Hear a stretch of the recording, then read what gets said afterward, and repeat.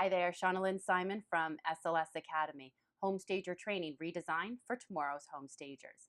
What I want to talk to you today about goes a bit beyond the home staging aspect of things. I want to talk to you about being a successful entrepreneur.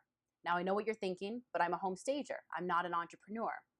But the truth of the matter is, most homestaging businesses are run by an entrepreneur, whether that was their intention or not. So I wanted to give you some of my best tips from my years in business. So perhaps you can learn from them and maybe even be guided by some of the mistakes that I've made. So for starters, if you're going to be successful at anything that you do, you want to make sure you're enjoying it. And for most homestagers I know, you're truly following a passion by being someone who can help homeowners to prepare their homes for sale, being able to take your passion for home decor and making things beautiful and being able to translate that into a career that really helps people that just simply don't have that ability. So congratulations to you for choosing that as your path. Now, I think one of the hardest things when it comes to being an entrepreneur is having the confidence in knowing that you're giving the right recommendations, knowing that you're doing things the right way. And at the end of the day, you know what? You're going to make mistakes. So I want you to believe in yourself, but don't be afraid to fail. And if you do fail, learn from those mistakes. I always say never make the same mistake twice, right?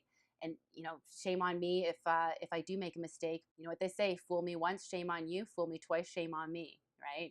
So you want to make sure you're not making the same mistakes twice. So when mistakes do happen, what I want you to do, you always hear learn from your mistakes, learn from your mistakes, but how do you do this? What you want to do is you want to stop and evaluate the situation. At what point did things go wrong? And at what point could they have been corrected?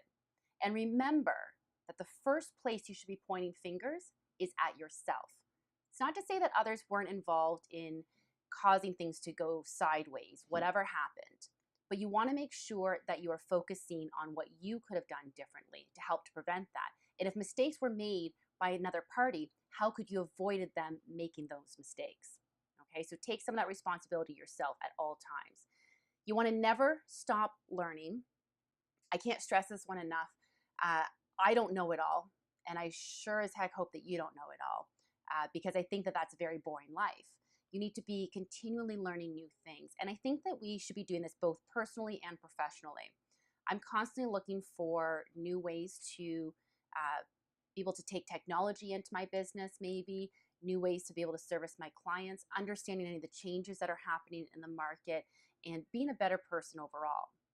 Now, you also want to ensure that you set some clear goals for yourself and for your business. Set them daily, weekly, monthly, and annually. And then check in with these goals on a regular basis. I can't tell you how often I hear from people that they set all these great goals for themselves for the year and didn't accomplish any of them. So what you need to do is, first of all, break your goals down. What will it take to achieve your goals? And set out the steps that it takes in order to achieve them, and give yourself individual tasks to get there. So you might start doing something one day and then add to it on the next day or the next week or the next month. Don't try to do 10 hours of work at one time when you can break it into bite-sized pieces. But make sure your goals are realistic and achievable. You want to set them a little bit outside of your comfort zone, of course, because you want to take a little bit of a risk. But you also want to make sure that they are attainable within the time frame that you've set out for them. And then never stop measuring. Measure, measure, measure. What does this mean? This means checking in with your clients and understanding what their needs are and anything that you could improve on. You want to be checking when you're marketing, where are your marketing efforts paying off the most? Where are you getting your greatest return? Who are your best clients and what makes them your best clients? And if they're your best clients, what characteristics do they have that you would like to see in other clients then? And then how do you seek them out?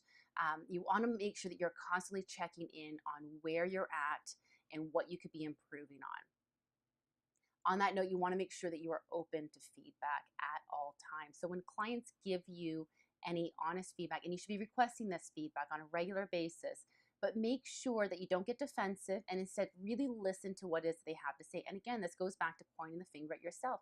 How could you have done things differently? Sometimes it's a matter of, the client will say, well, it was too much information. Well, let's face it, you're supposed to provide that much information to them. So you didn't do anything wrong by providing them the information, but how could you have provided it in a different way that maybe was a little less overwhelming for them? So anytime you get that sort of feedback, you want to take a look at what you could do to ensure that things are set out clearly for the next time. Maybe they don't like your policies and procedures, but perhaps the change is really just to make sure that the next time you ensure that the expectations are set from day one. Maybe they didn't like your billing policies, but you didn't clearly explain to them what your billing policies were, and that's what got them upset. So the change is not in your billing policies, but in how you make them aware of them. Finally, work smart. I can't stress this enough. Work smart.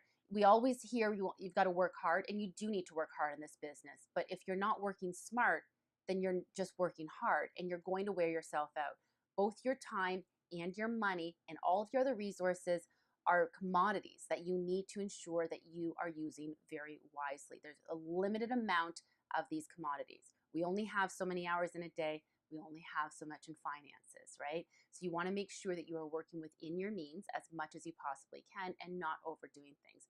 I get it, in this industry, it is super easy to get ahead of yourself, end up working long hours, get behind on other tasks, and sometimes you wear yourself out. So if you find that you're constantly doing this, reflect a little bit and figure out if there's anything that you can offload to an assistant or even a virtual assistant or a bookkeeper. How can you delegate some of your tasks to make you more productive? I know that sometimes, especially when you're first starting out, it can be difficult to open your wallet to pay someone else, but keep in mind that frees up your time and allows you to be more productive with the time that you have remaining. You're going to be that much more successful. All right, so I hope these tips have helped you to see the insides of being an entrepreneur and some of my greatest success tips. And I wish you all the best. Happy staging. Have a wonderful day.